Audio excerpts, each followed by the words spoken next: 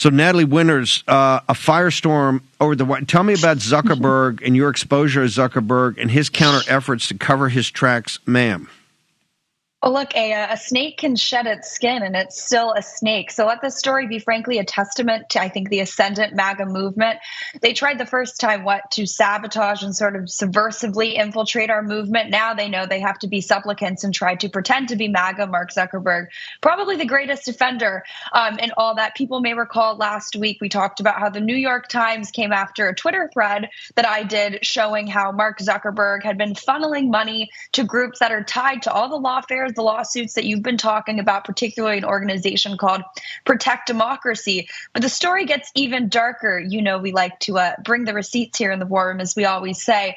Well, after I broke that story, that thread, the Chan Zuckerberg Initiative actually went back to their website, which used to list over 5,000 grants that they've doled out to overwhelmingly far-left organizations. But that's besides the point, at least for this second.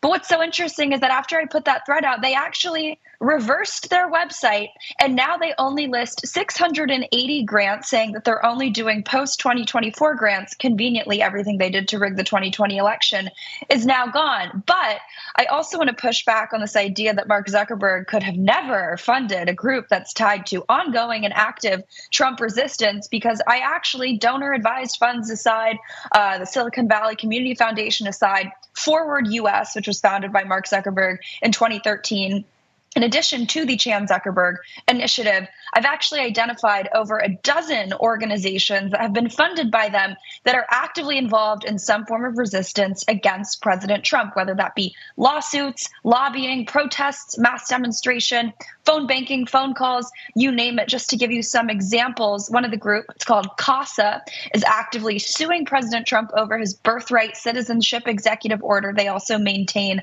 a hotline where people can dox ICE raids and ICE agents. Make the Road New York has a whole deportation defense manual. They instruct illegal aliens how to avoid deportation, and they're suing President Trump over his deportation agenda. Vote Vets Action has received money from Zuckerberg. They actively oppose the Hegseth confirmation. They're having all their deranged followers pile in with lawsuits, petitions, you name it. You have this Center for American Progress, the sort of hotbed of Obama administration alums that are putting out petition after petition, lawsuit after lawsuit. They're also part of that Democracy Forward coalition, which is sort of the tip of the spear of all of the lawsuits against President Trump. And there's some really, really extremely radical open borders advocacy groups like the Black Alliance for Just Immigration, which smeared, believe it or not, the Laken Riley Act as racist and a pipeline to mass detention and deportation. And my favorite, Common Justice, a far-left group, is actively tweeting as we speak about how they're going to resist Trump and nothing will make them back down. So, Mark Zuckerberg, I know you're so focused on criminal justice. Yes, go ahead. Natalie, you talked for years about regulatory capture and about elite capture by the Chinese Communist Party. Regulatory capture is where the industries capture the regulators. They go back and forth, and this is what's happened in our country. This is why you kind of have state capitalism. You were also, in your teen years, as you were one of the top investigators, talked about the CCP having elite capture. Jack Posobiec coming in a moment. He said, hey, that devolved into elite merger. Here, what you're seeing, and this is the Zuckerberg situation, you're seeing oligarch capture. They're trying to. President Trump's being surrounded by this constantly. And we have to be the vanguard. We have to be the watch. We have to be on the watchtower. All along the watchtower, we have to defend the MAGA movement and President Trump from being surrounded by this. I want to go back through. Zuckerberg's a criminal. What he did in 2020, this is why we must adjudicate 2020. What he did in 2020 were crimes. They knowingly rigged. He was part of it. They knowingly, consciously rigged the 2020 election. His was one aspect of it, not the whole thing, one aspect of it. And now you see what they do behind closed doors is to do all of these anti-Trump, anti-MAGA groups, millions and millions of dollars. And then when they get exposed by Natalie Winters, they want to run and hide and rip them off thing. These are bad people. They are not good people. They do not believe in our cause. They do not believe in the American worker. They do not believe in the working class. They do not believe in the middle class. You're just a bunch of chodes. You're just flotsam and jetsam that they can use and then discard. Zuckerberg is the perfect example of the road to Damascus was between 10 and 11 o'clock Eastern Standard PM, Eastern Standard Time on the 5th of November, where he realized the MAGA movement delivered a death blow to the deep state and their functionaries in the media, the enemies of the people.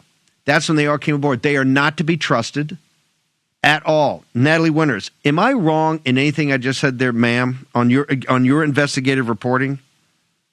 No, absolutely not. And accountability is found in prison sentences, not strongly worded letters or tweet threads by our members of Congress, which they seem to deem satisfactory when it comes to engaging with Mark Zuckerberg. You know, you bring up my background in Chinese Communist Party foreign infiltration. Frankly, I think the tactics that the sort of oligarchic tech class is using right now is sort of reminiscent of what the CCP has done to infiltrate the United States. In other words, it's infiltration as opposed to invasion. Why do I say that? I think the first iteration of a Trump administration, you saw invasion on sort of the personnel front, right? They tried to sort of tank the Trump admin by putting in sort of controlled opposition people. You saw it with the first sort of derivation of PPO.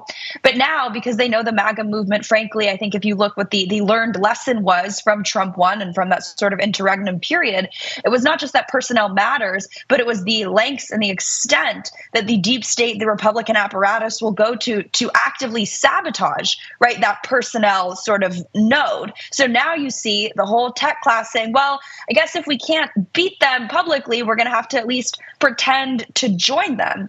But I also think too, Steve, it's much deeper than this. And you hit the nail on the head, right? I'm all for big tents, but what we're not building right now is a big tent. It's an attempted hostile takeover and sort of a retrofitting, for lack of a better word, of the MAGA movement, right? Forward US was created to advocate for more mass immigration to destroy American tech workers' jobs. And now all of a sudden they're funding these extremely radical open borders immigration groups. And it shows you, frankly, how dumb they think MAGA is, that they can just delete, shall we say, evidence that should be used in criminal trials from their website. And that's going to suffice. And frankly, Steve, last point, the buried lead in all this is that when they attacked me in the New York Times, if you look at how they described me, first of all, the fact that they're using the New York Times shows you the media playbook they're using.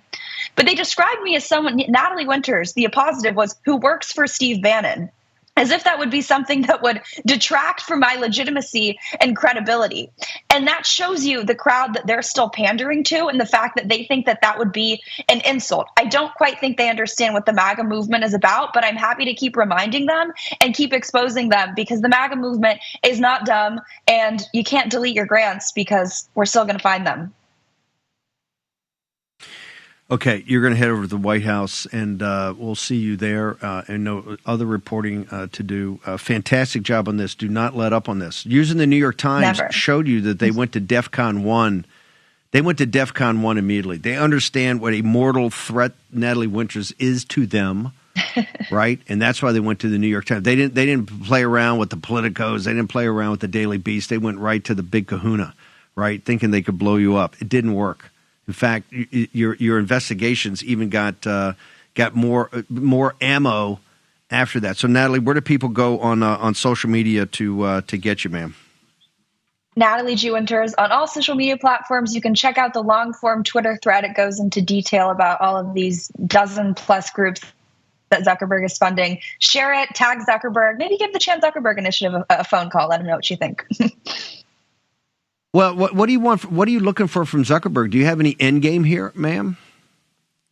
I think a sit-down interview. But you know what I really want is, instead of attacking us, this show, me, condemn these groups. You have given over several $1 billion to the entire left-wing dark money apparatus, and you sit there and you act like you have no control over what these groups are doing. Condemn them instead of attacking this show in the New York Times. Withdraw your funds. And frankly, you should be exposing what these organizations are doing if you're actually so concerned about America's sovereignty. Nothing about his response to the story that we put out indicates that his MAGA conversion is anything legit other than just a PR play. So condemn it, withdraw the funds, and sit down for an interview on Warroom, and then maybe we can talk about if your MAGA conversion's legit.